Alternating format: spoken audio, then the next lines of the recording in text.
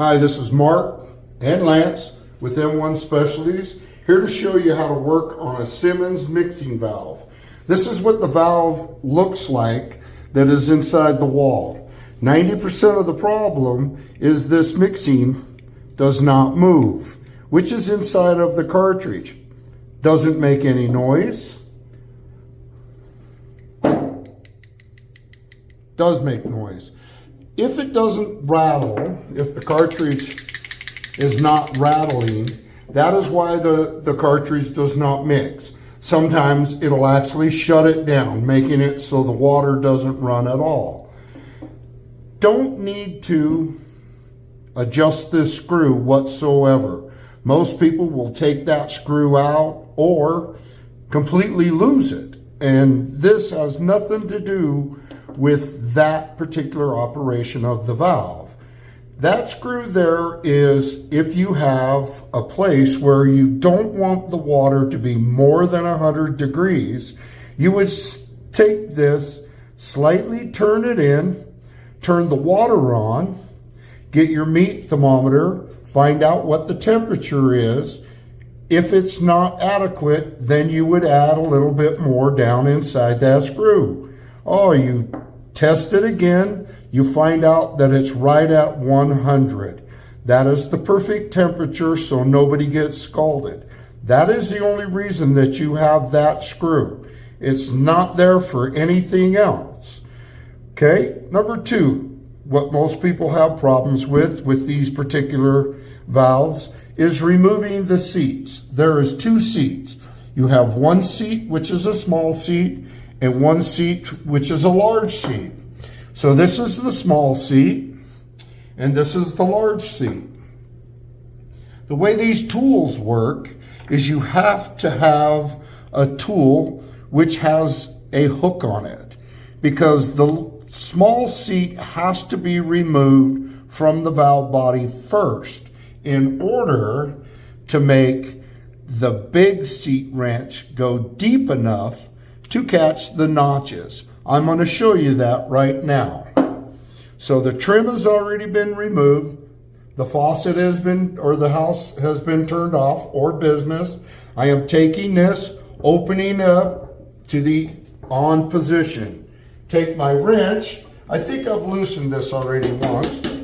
Give it a little bit of tap. There we go. Break it loose. Removing the stem.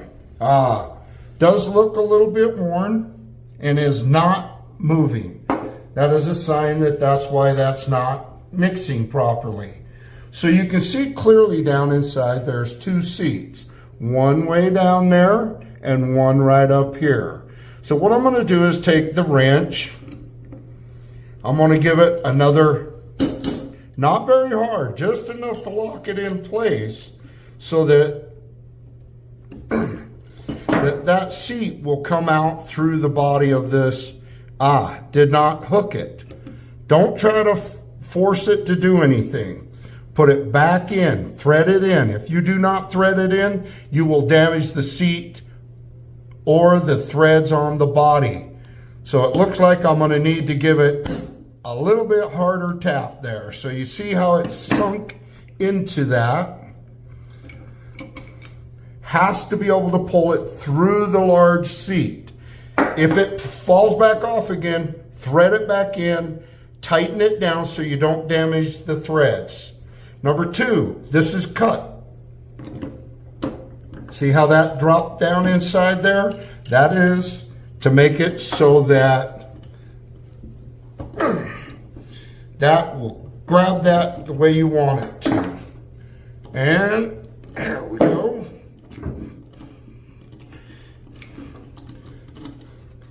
And of course, this one's a little tougher, but if you do it right, it should come right out. The O-ring can be greased, but you don't want to put any Teflon tape on these, because if you do, any of that tape, any of it, gets in these holes, won't rattle. If that happens, the stem is not bad, it's you put Teflon tape.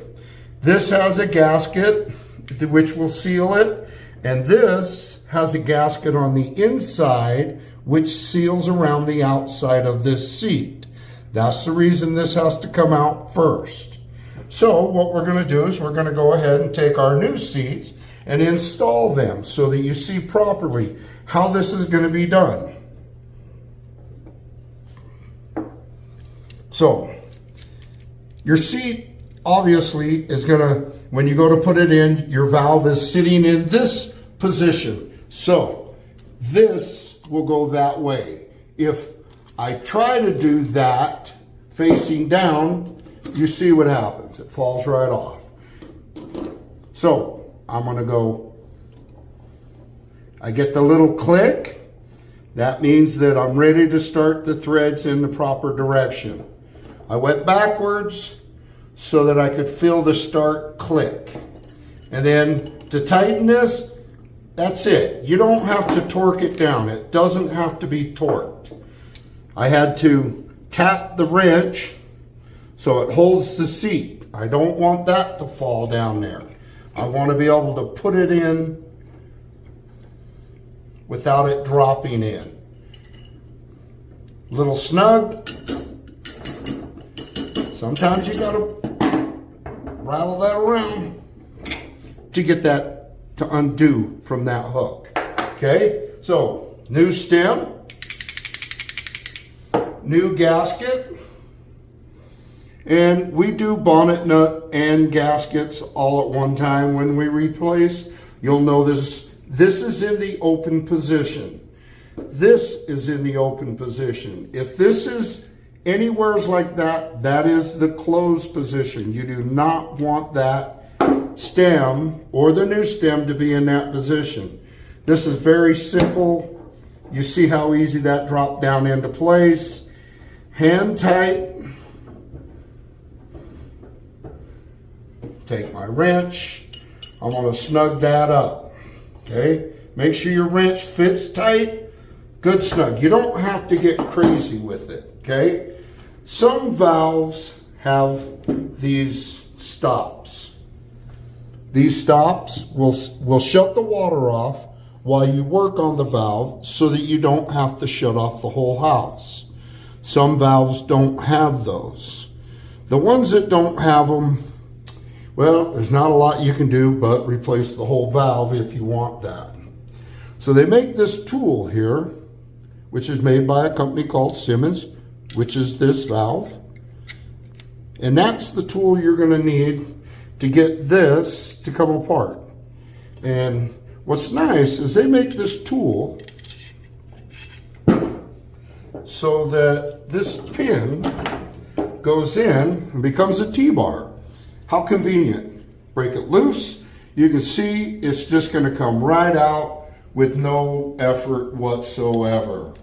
That's what's nice about these new tools that Symmons has out on the market.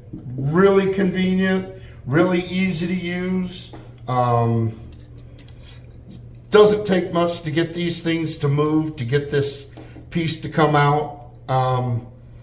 Once you do get the old one out, the new one is going to be just like the old one for a replacement, which you can purchase from M1 Specialties. The same with the stem assemblies. These are a 18863. That means it's going to come stem and bonnet. If you want the stem only, that number is a 11502. If you need the seats to go with it, and the seats come by the pair, that is a 197. And we sell all this product at M1 Specialties. It is available for purchase. And very simple, you see that? It didn't want to start. I went backwards. Backwards. Feel the click. You'll feel it go. Click. Come on, baby. You'll see. See right there? Little click. That makes it so it's easier to thread back in and you won't cross thread. Okay, so I wanted to kind of show you. This is what we call the old school tool. This tool has a hole in it so that you can use this also as a T-bar for getting the big seat in or out. You noticed I had to use the crescent wrench on that one. The old tool can be purchased. The part number is a 11500. The new wrench, which comes as what they call a package deal, and this is a really nice set, and it's really moderate priced. I'm really surprised because all of this is high quality steel. That part number is a 12871. And I didn't mention either, but the stops are available and they come by the pair. Those part number for those is a 11580. Remember, this kit comes complete, and what's nice is, like I said, this will go in, the pin will make it into a T-bar, which is really nice, because anytime you gotta take something apart from this end or this end, this thing can be just switched around.